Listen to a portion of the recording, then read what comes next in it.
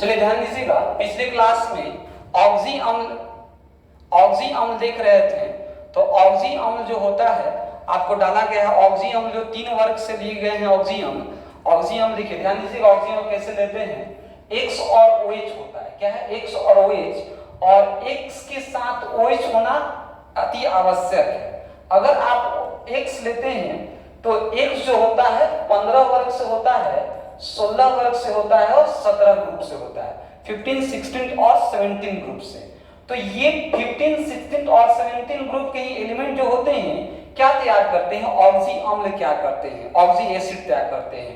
Oxy acid होने के लिए आपको एक OH होना आवश्यक है, और उसके बाद जो एलिमेंट होंगे वो 15 ग्रुप से होने चाहिए, 16 ग्रुप के होने चाहिए और 17 ग्रुप के होने चाहिए। ठीक है, तो इसमें हम एक ऑक्सी अम्ल ले रहे हैं जो कि 17 ग्रुप से है, जिसको 17 वर्ग कहते हैं हम सब। तो ध्यान दीजिएगा, जो 17th ग्रुप है इसमें दो तरह के ऑक्सीडेशन स्टेट होते हैं, एक HOS और एक LOS।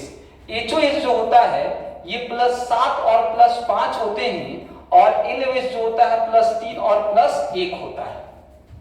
आते हैं, देखिएगा +7 और +5 आप पिछले क्लास का लेक्चर देखेंगे तो बताया गया है कि जब भी किसी ग्रुप का हायर ऑक्सीडेशन स्टेट हो तो वहां पर लास्ट में, नाम के लास्ट में सफिक्स के रूप में, अनुलग्न के रूप में क्या लगता है, ईक लगता है। क्या लगता है, ईक लगता है। और जब लोअर ऑक्सीडेशन स्टेट हो तो नाम के लास्ट में क्या लगता है, नाम के लास्ट में OUS लगता है। क्या लगता है, OUS लगता है। तो ऑक्सीकरण अवस्था दो प्रकार के हो गए, ईक और अस। अब एक बात की कंफ्यूजन है यहाँ पर कि आप देखिएगा कि यहाँ पर दोनों में ईक लगेंगे और दोनों में अस लगेंगे, तो आप तो कंफ्यूज हो जाएंगे कि सर कैसे पहचानेंगे। तो एक टर्म बताते हैं, उस टर्म को समझिएगा। अगर ये दोनों में +7 है और इसमें +1 है, तो देखिए ईक वाले में सबसे ज्यादा ऑक्सीडेशन स्टेट, सबसे ज्यादा ऑक्सीकरण अवस्था किसका आ रहा है, +7 का आ रहा है। तो +7 के पहले आप क्या जोड़ देंगे, PER का यूज करेंगे। किसका यूज करेंगे, PER। और आप देखिएगा +1 है तो +1 के पहले आप क्या यूज करेंगे, HYPO यूज करेंगे, हाइपो यूज करेंगे। तो अब आपको कंफ्यूजन दूर हो जाना चाहिए कि सब आराम से आपको समझ में आ जाए। अब आते हैं एक करके देखते हैं। इसमें पहला नंबर हम लेते हैं क्लोरीन में HClO4। अब इसमें जब ऑक्सीकरण अवस्था निकालेंगे तो Cl का ऑक्सीकरण अवस्था +7 आएगा, और +7 क्या है, 17 वर्ग का सबसे अधिक ऑक्सीकरण अवस्था है। तो यहाँ पर नाम के पहले आप लगाएंगे PER पर, और क्लोरिक एसिड। क्या लगाएंगे, पर क्लोरिक एसिड। अब इसका स्ट्रक्चर कैसे बनेगा बालक, तो स्ट्रक्चर जो बनेगा ध्यान दीजिएगा, एक आप Cl जो है क्या होगा, बीच में होगा, केंद्रीय परमाणु होगा। तो एक OH आप बेझिझक रख दीजिए, तो एक OH आप रख दिए। अब केवल ऑक्सीजन बचा, ऑक्सीजन आपके पास बचा 3। आपको पता है कि ऑक्सीजन डबल बॉन्ड बनाता है, तो ऑक्सीजन को आप इस तरह से डबल बॉन्ड बना सकते हैं। ठीक है, अब ध्यान दीजिएगा, ये आपका है HClO4 क्लोरिक अम्ल का स्ट्रक्चर है, पर क्लोरिक एसिड का स्ट्रक्चर है। ओके, अब यहाँ पे आप देखेंगे कि ये क्या संकरण क्या आएगा, तो संकरण आएगा sp3 और नाम होगा टेट्राहेड्रल। नाम क्या होगा, टेट्राहेड्रल। अब कोई बच्चा बोले कि सर ये डबल बॉन्ड नहीं है, कोऑर्डिनेट बॉन्ड नहीं बना सकता है, बेझिझक बना सकते हैं, बट NCERT में देखिएगा कि ये डबल बॉन्ड बना है, तो अधिकतर यही आपको बनाएंगे और एग्जाम में इसमें नंबर मिलेगा। दूसरा नंबर आ जाते हैं, सेकंड नंबर स्ट्रक्चर देखते हैं। सेकंड नंबर क्या है, सेकंड नंबर है HClO3।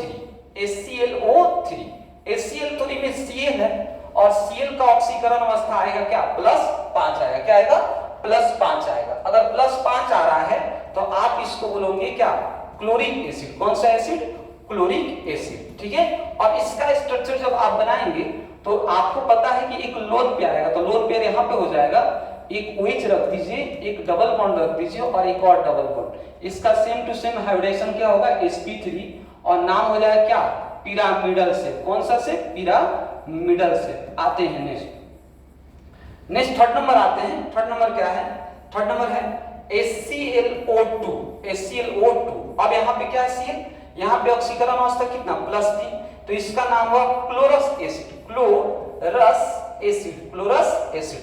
इसका स्ट्रक्चर कैसे बनेगा, तो इसका स्ट्रक्चर बनेगा, देखिए 2 लोन पेयर हो जाएगा, कितना लोन पेयर, 2 लोन पेयर और एक OH और एक double bond O, same to same hybridisation क्या sp3 और शेप क्या हो जाएगा V शेप, कौन सा शेप, V शेप। चलिए ये है, आगे बढ़ते हैं।